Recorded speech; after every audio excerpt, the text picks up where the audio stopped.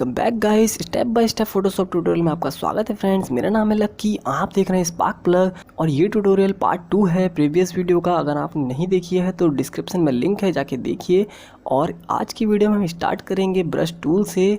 तो brush tool का use करने से पहले क्रिएट करते हैं एक न्यू फाइल जिसका नाम रखता हूँ मैं टेस्ट। A4 साइज का पेज हम सेलेक्ट कर लेते हैं। तो ये पेज है हमारा पोर्ट्रेट में, इसे कर लेते हैं लैंडस्केप। लैंडस्केप कैसे होगा, इमेज में जाके इमेज रोटेशन में जाना है और यहाँ 90 डिग्री पे क्लिक करना है तो हमारी इमेज हो जाएगी लैंडस्केप में।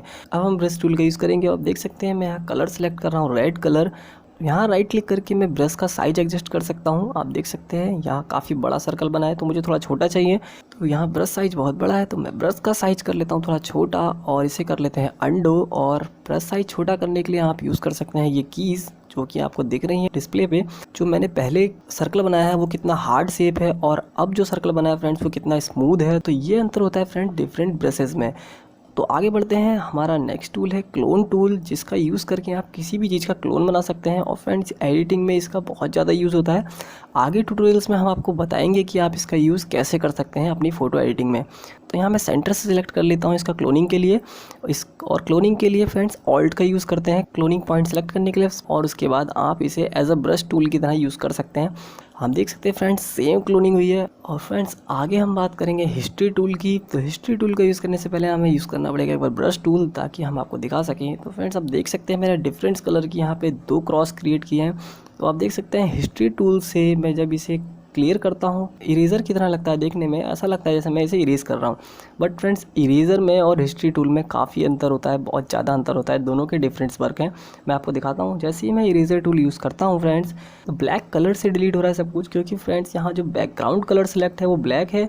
मैं इसे अगर रेड कर देता हूँ तो यहाँ पर इरेज़र से रेड कलर में इरेज़ होगा।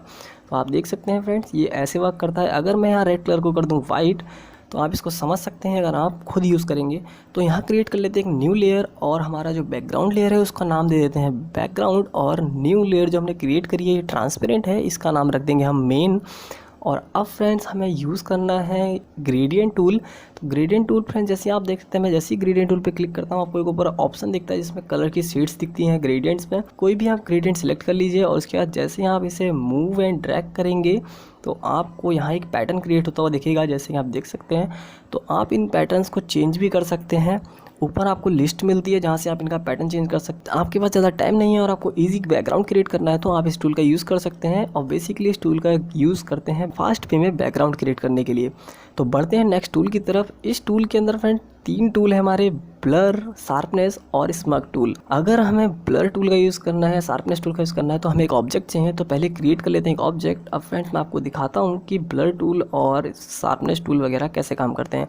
तो ब्लर टूल से स्टार्ट करते हैं। मैं कॉर्नर पे ब्लर टूल का यूज़ करूँगा। तो यहाँ फ्रेंड जो इसकी स्ट्रेंथ है वो 100 रहना चाहिए और उसके बाद इस टूल का मैक्स लेवल पे यूज़ कर सकते हैं। आप देख सकते हैं कैसे ब्लर हो रहा है ये, और इसकी जो एजेस थी वो काफ़ी शार्प थी पहले, अब काफ़ी स्मूथ हो गई हैं। तो शार्पनेस टूल फ्रेंड्स इसका उल्टा काम करता है। अगर आपके पास कोई एकदम स्मूथ सरफेस है तो आप उसको एकदम शार्प कर सकते हैं, जैसा कि आप देख सकते हैं। और स्मग टूल फ्रेंड्स काफ़ी डिफरेंट काम करता है इन दोनों से।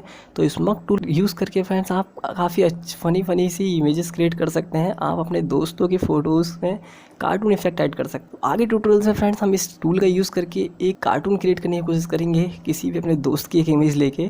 तो आप इसे काफ़ी फ़नी इफेक्ट क्रिएट कर सकते हैं। जैसे कि आप देख सकते हैं अभी तक एक सर्कल था, थोड़ा सा ही एक कार्टून कैरेक्टर जैसा रूप लेने लगा है। अगर फ्रेंड्स आप चाहते हैं कि मैं आपको ये इफेक्ट क्रिएट करके दिखाऊं कि कैसे अपने दोस्त की इमेज को एक कार्टून में कन्वर्ट करें तो आप मुझे कमेंट में जरूर बताइएगा। और फ्रेंड्स आगे जो टूल्स हैं हमारे डॉट टूल, बर्न टूल और स्पंज टूल, इसका हम बाद में किसी और वीडियो में यूज़ करेंगे। किसी सिंपल कलर पे इतना अच्छा वर्क नहीं करते जितना कि इमेज पे करते हैं। तो आगे एडिटिंग में हम आपको दिखाएंगे कि ये किसी इमेज पे कैसे वर्क करते हैं। और आगे बढ़ते हैं, हम यूज़ करते हैं पेन टूल। तो पेन टूल फ्रेंड्स बहुत ही सिंपल टूल है जिसके लिए हमें एक सिंपल सा सिलेक्शन क्रिएट करना होता है। एक पाथ से आप एक सिलेक्शन क्रिएट करते हैं, उसके बाद आपको यहाँ पे मेक सिलेक्शन करना होता है और यहाँ फेदर में आप एक रखिए और इसको आप यहाँ पे फिर न्यू एक इमेज लेके उस इमेज पे अपने सिलेक्शन को मूव कर सकते हैं बहुत ही आसान तरीके से। फ्रेंड्स आप देख सकते हैं मैंने एक ब्लैक कलर का बैकग्राउंड यहाँ क्रिएट किया है। तो ब्लैक कलर इसलिए फ्रेंड्स क्योंकि हमारी जो इमेज है फ्रेंड्स वो रेड है और वाइट है, तो यहाँ ब्लैक पे काफ़ी ब्राइट दिखेगी। तो मूव टूल का मैं यूज़ करूँगा फ्रेंड्स। पहले जो मैंने एक कार्टून क्रिएट किया था फ्रेंड्स वो एक ट्रांसपेरेंट लेयर पे था, तो मैं उसे बिना सिलेक्ट किए भी मूव कर सकता हूँ। बट अब मैं बैकग्राउंड और अपनी ट्रांसपेरेंट लेयर को कर दूंगा मर्ज, और उसके बाद करेंगे सिलेक्शन क्रिएट, और अब मैं इसे करूँगा मूव टूल की हेल्प से। आप देख सकते हैं फ्रेंड्स इसके साथ मेरा बैकग्राउंड भी मूव हो रहा है वाइट कलर में। तो इसको कैसे रिमूव करें, अगर आप किसी इमेज को मूव करते हैं तो उसके बाद एक बैकग्राउंड भी आएगा, तो इसको कैसे हटाना है मैं आपको बताता हूँ फ्रेंड्स। बहुत ही सिंपल है। हमने पिछली वीडियो में मैजिक टूल का यूज़ किया था सिलेक्शन क्रिएट करने के लिए, तो फ्रेंड्स हम यहाँ पे भी उसी का यूज़ करेंगे। मैजिक टूल पे क्लिक करेंगे और यहाँ वाइट बैकग्राउंड पे जैसे ही क्लिक करेंगे यहाँ हमारा बैकग्राउंड पूरा सिलेक्ट हो जाएगा। अब हमें फ्रेंड्स इसे सिंपली डिलीट करना है, बट यहाँ क्लियरिटी नहीं है, तो इसके बारे में हम बाद में बात करेंगे कि आप जब बैकग्राउंड रिमूव करते हैं तो कैसे क्लियरिटी से रिमूव करें ताकि पहले कौन सा बैकग्राउंड था दिखाई ना दे। तो फ्रेंड्स आ जाते हैं अपने ओरिजिनल इमेज पे। अब फ्रेंड्स आगे बढ़ते हैं और हमारा नेक्स्ट टूल है टेक्स्ट टूल। तो टेक्स्ट टूल का यूज़ फ्रेंड्स करते हैं किसी भी इमेज में, पोस्टर में, बैनर बनाने में टेक्स्ट को ऐड करने के लिए। तो यहाँ मैं टेक्स्ट टूल की हेल्प से एक टेक्स्ट कर लेता हूँ ऐड इमेज में, और यहाँ आपको टेक्स्ट एडिट करने से पहले टेक्स्ट को करना पड़ता है सिलेक्ट। यहाँ मैं इसका कलर कर लेता हूँ चेंज। टॉप से इसका कलर चेंज होता है फ्रेंड्स टेक्स्ट का, तो इतना ज़्यादा कन्फ्यूज नहीं होना है। और फ्रेंड्स यहाँ फॉन्ट साइज आप ऊपर से सिलेक्ट कर सकते हैं। तो फ्रेंड्स टेक्स्ट जो हमारा फोटोशॉप में होता है ये हमेशा टेक्स्ट के फॉर्म में ही रहता है जब तक आप फाइनल प्रोडक्ट सेव नहीं कर देते। तो आप इमेज सेव करने से पहले इस टेक्स्ट को कितनी बार भी एडिट कर सकते हैं, कभी भी एडिट कर सकते हैं। जैसे कि आप देख सकते हैं फ्रेंड अभी मैंने टेक्स्ट एडिट करके छोड़ दिया है। अब मैं इसे दोबारा से एडिट कर सकता हूँ। जैसे कि आप देख सकते हैं मैं यहाँ से एक एन रिमूव कर देता हूँ। तो आप एडिट करते समय अपने टेक्स्ट को कभी भी एडिट कर सकते हैं जब तक आप अपना फाइनल प्रोडक्ट सेव नहीं कर देते। तो फ्रेंड नेक्स्ट टूल है हमारा पाथ सिलेक्शन टूल। तो इसके लिए हमें एक पहले पाथ क्रिएट करना पड़ेगा पेन टूल से, और उसके बाद हम डायरेक्ट सिलेक्शन टूल की हेल्प से अपने पाथ को एडिट कर सकते हैं। जैसे कि आप देख सकते हैं फ्रेंड जैसे ही मैं पाथ सिलेक्शन टूल से सिलेक्शन बनाता हूँ तो यहाँ पे जो हमारे पाथ के पॉइंट्स हैं वो उनका कलर चेंज हो जाता है। अब अगर फ्रेंड्स मैं इनको सेलेक्ट करके डिलीट बटन प्रेस कर देता हूँ तो ये हमारे जो पाथ पॉइंट्स हैं डिलीट हो जाते हैं। गलत पाथ सिलेक्शन अगर आपका हो जाता है उसको डिलीट कर सकते हैं। तो नेक्स्ट टूल है हमारा फ्रेंड्स शेप टूल। इसमें आपको डिफरेंट शेप मिल जाती हैं ईजी, आपको क्रिएट करने की जरूरत नहीं पड़ती। यहाँ आपको काफ़ी शेप्स पहले से मिलती हैं बिल्ड, तो आप यहाँ पे अपनी शेप्स क्रिएट कर सकते हैं और बहुत ही ईजी है फ्रेंड्स। जो आपका फोरग्राउंड कलर होता है उसी कलर की आपकी शेप बनेगी, ये आपको हमेशा याद रखना है। तो आगे बढ़ते हैं, इसके बाद हम बात करेंगे हैंड टूल की। फ्रेंड्स अपने हैंड टूल की हेल्प से आप इमेज को कहीं पर भी मूव कर सकते हैं।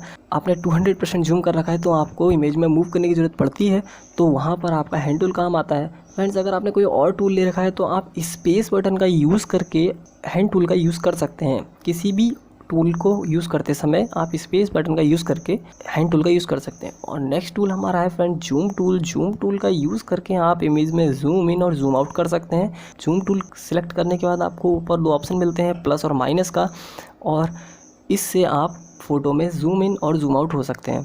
और उसके नीचे आपको मिलते हैं फ्रेंड्स कलर। तो आप यहाँ पे आपको कलर चेंजर का ऑप्शन मिलता है, वहाँ पे क्लिक करेंगे तो आप अपने कलर्स को इंटरचेंज कर सकते हैं।